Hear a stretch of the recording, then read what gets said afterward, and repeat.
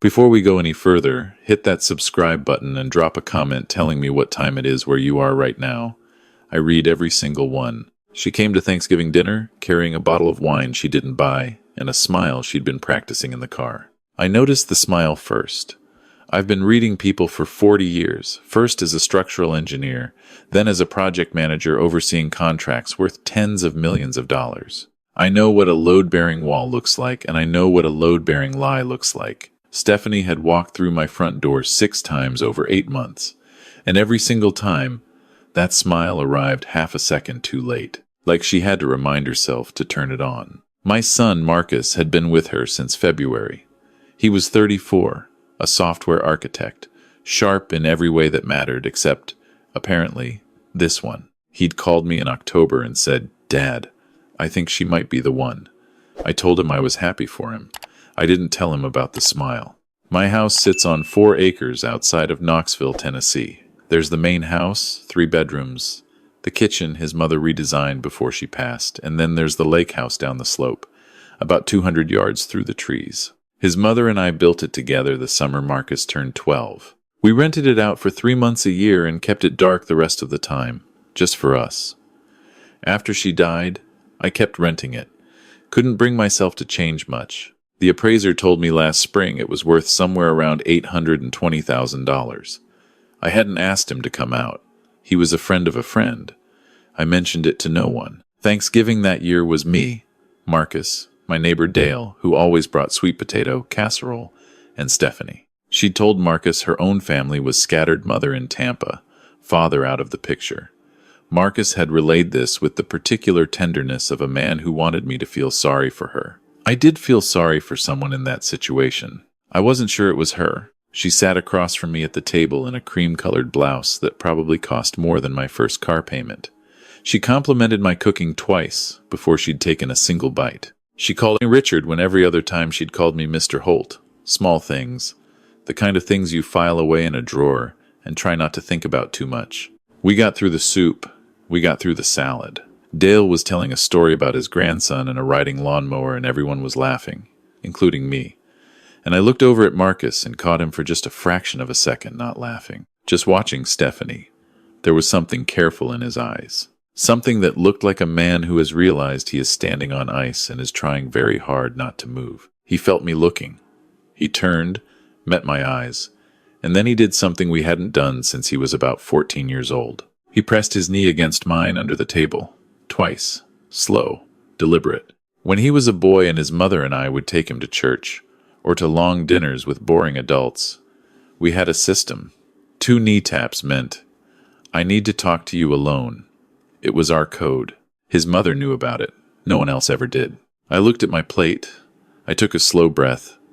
I picked up my water glass, took a sip, and said, "Marcus, would you mind helping me check on the pie? I think I may have left the oven on low." He was up before I finished the sentence. We stood in the kitchen, with the door pulled almost shut, voices down, the sound of Dale still talking, drifting in from the dining room. "Tell me," I said.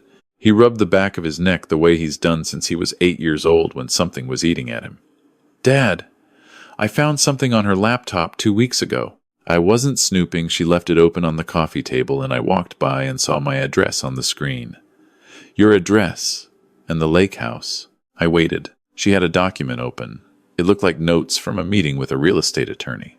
It had the estimated value of the property, the rental income history, and a note, I'm reading this as close as I can remember it, that said transfer via marital asset after 12 months. "Dad, we've been together 8 months." The kitchen was very quiet. "Is there more?" I asked. He looked at the floor. The $40,000 I gave her in March and June. She told me her mom had a heart condition, that there were surgical bills piling up. She sent me photos of medical invoices. I wired it in 2 installments. "Have you spoken to her mother?" "I called her mother last week," he said. "Her mother is perfectly fine, lives in a condo in Tampa with her boyfriend, goes to water aerobics on Tuesdays and Thursdays." She had no idea what I was talking about. I looked at my son for a long moment. He looked like he was waiting to be told he'd done something wrong. He hadn't. He'd been deceived by someone who was very good at deceiving people. That is not the same thing. "How long have you known?" I said. 2 weeks. Why didn't you call me? He finally looked up. Because I didn't know what to do. And because he stopped, jaw tight because I was embarrassed. I put my hand on his shoulder. There is nothing to be embarrassed about. Do you understand me? Not one thing. He nodded. He was trying very hard to hold his face together. Go back in there, I said. Finish dinner. Be normal. Can you do that? Yes. Good. Because I need about 20 minutes with you after she leaves, and I need to make a phone call tonight. But right now I need you to go back in there and eat your turkey and laugh at Dale's story about the lawnmower. He almost smiled. You were listening? I was listening. He went back to the dining room. I stood in the kitchen for another 2 minutes. I thought about my wife and what she would have said. She would have been furious and calm in equal parts, the way she always was, the way I always tried to be. Then I thought about what I already knew that Marcus didn't know I knew. 3 weeks before Thanksgiving, I'd had coffee with my old friend Gerald.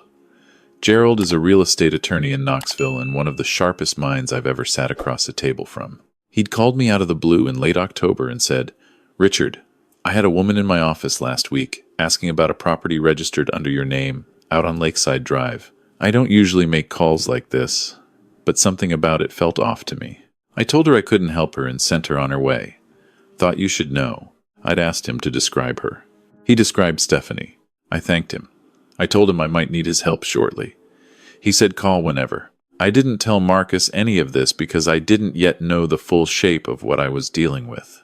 Now I did. Dinner finished quietly. Stephanie talked about a trip she wanted to take, she and Marcus, possibly a cruise. She'd been looking at itineraries. The Mediterranean in spring was supposed to be spectacular. She looked at me once while she was describing it. A particular kind of look. The kind that asks a question without asking it out loud. I smiled pleasantly and refilled Dale's glass. She and Marcus helped clear the plates. She was very helpful, very warm, very everything. Dale thought she was wonderful. He told me so on his way out, quietly, while Marcus and Stephanie were still inside. She seems like a keeper, Richard. I thanked him for the casserole. After Stephanie left, Marcus and I sat at the kitchen table for 2 hours. I told him what Gerald had told me. I watched the color leave his face and come back changed. We talked through everything, the $40,000, the real estate documents, the medical invoices, the timeline of 8 months. At one point he said, I feel like an idiot. I told him what I'd told him before. Deceiving people is a skill that some people develop and spend years perfecting. Being deceived by a professional does not make you a fool. It makes you a target. Before he left that night, I asked him one question. Do you want me to handle this? He looked at me for a long time. Then he said, yes. Over the next 10 days, I did 3 things. First, I called Gerald and asked him to pull together everything he could about any legal inquiry made regarding my property. He called back within 48 hours. There had been 2 separate consultation meetings, not just one, at 2 different firms in Knoxville. She'd been thorough. Second, I called a private investigator named Louis, who I'd worked with years ago during a contract dispute that had gotten ugly.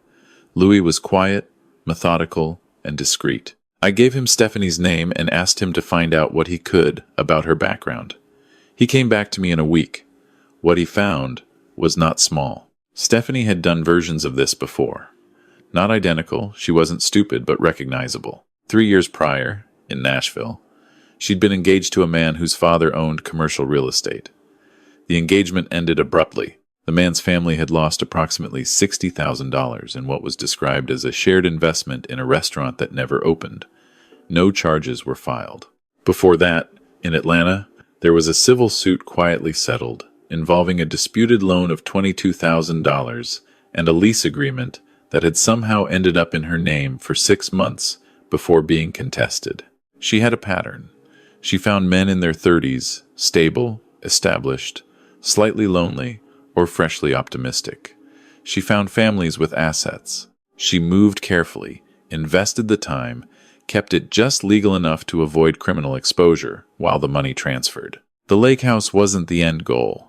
It was the centerpiece. Get on the deed through marriage, wait the required period, then either sell or leverage. The $40,000 from Marcus was operating capital. She'd done it before. I sat with all of this for one evening. Then I called Marcus. I need you to invite her for dinner, I said. Next Saturday. Here, just the three of us. Tell her I want to get to know her better. Tell her I've been thinking about the future. There was a pause on his end. She'll think, I know what she'll think, I said. That's exactly what I want her to think. She arrived on Saturday looking like a woman who had just received the news she'd been waiting for.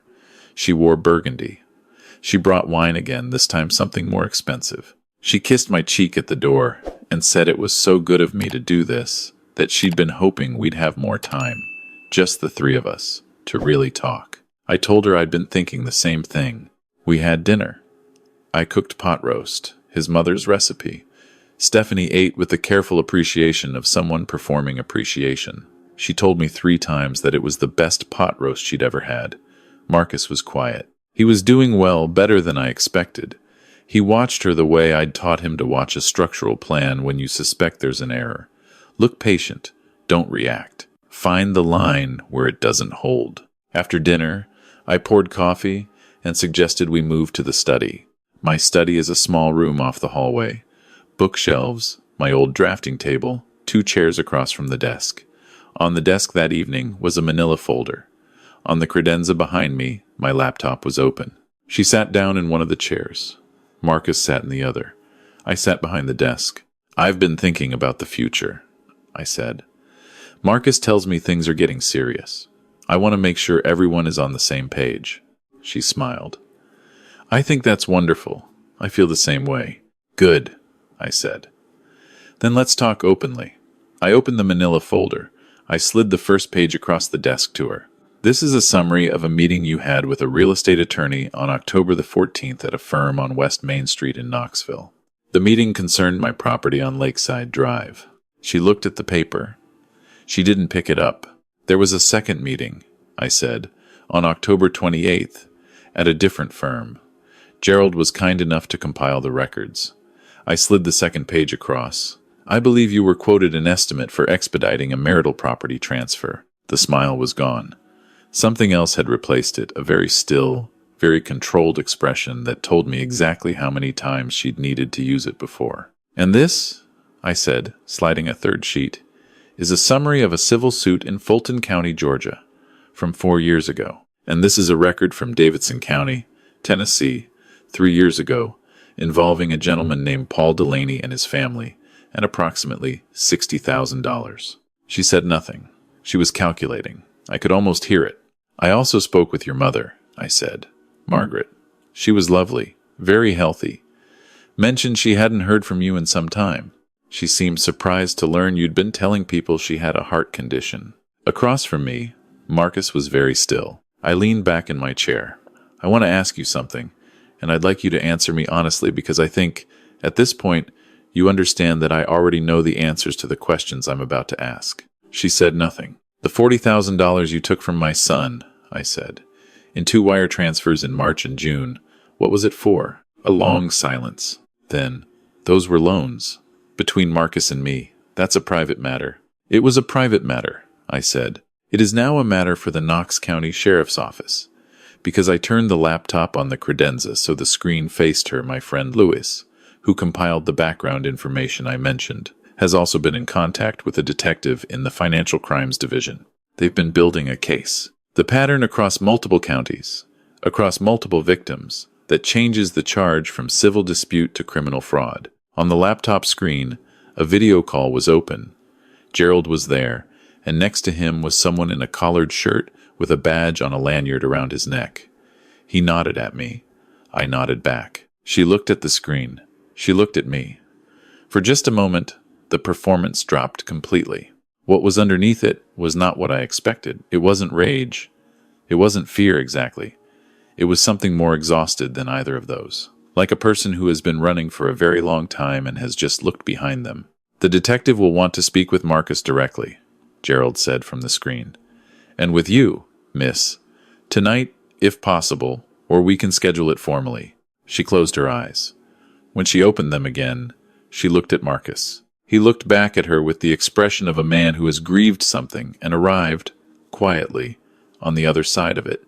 He said, simply, "Why?" She didn't answer him. 2 officers arrived at my door 18 minutes later.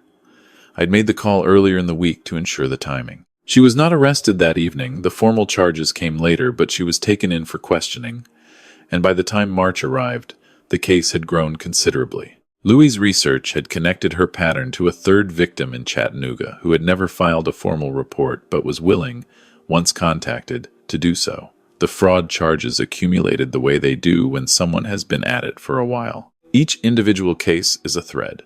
Pull enough of them together, and what you have is rope. She was convicted 11 months later on 2 counts of wire fraud and 1 count of obtaining property by deception. The $40,000 Marcus had wired was not fully recovered. $23,000 came back through seized assets. He called me the night the verdict came in and didn't say much, just sat on the phone for a little while. That was fine. Sometimes that's what's needed. The lake house is still mine, still standing on its slope through the trees, just the way his mother left it, just the way I left it. I rent it out 3 months a year. I keep it dark the rest of the time. Last Thanksgiving, it was just Marcus and Dale and me. And Dale brought the sweet potato casserole again. And at some point after dinner, Marcus and I walked down the path through the trees and stood at the water's edge for a while without saying anything in particular. He said, "I should have seen it sooner." I said, "She was good at her job." He thought about that. "How did you know?" "Before I told you anything." "How did you know?" "The smile," I said. "It always came a half-second too late." He shook his head slowly. Then he said, "Thanks, Dad." I told him that was what I was there for. Then we walked back up through the trees to where Dale was waiting, and we had pie, and the evening was ordinary, and good in the way that ordinary and good evenings are, which is something you only truly understand once you've stood at the edge of losing them. A con is not a crime of intelligence. It is a crime of patience. The people who do this count on the fact that love makes you lower your guard, that trust makes you stop asking questions, that the desire to believe the best about someone will do the work for them. They are not wrong that these things happen. What they miscalculate is that some of us have been in the business of finding hidden weaknesses in things that look solid for a very long time. I spent 40 years as an engineer. My job was to look at a structure that seemed perfectly fine and find the place where it would fail before it failed. Some habits, once built, don't leave you. If you're watching this and something in your gut is telling you something is wrong, trust that. Not every instinct is fear. Some of them are knowledge you haven't had time to name yet. Subscribe to the channel if you haven't already. Drop a comment and tell me where you're watching from and what time it is there right now. I'll be reading them. And stay close because the next story is one I've been sitting with for a while, and it is something else entirely.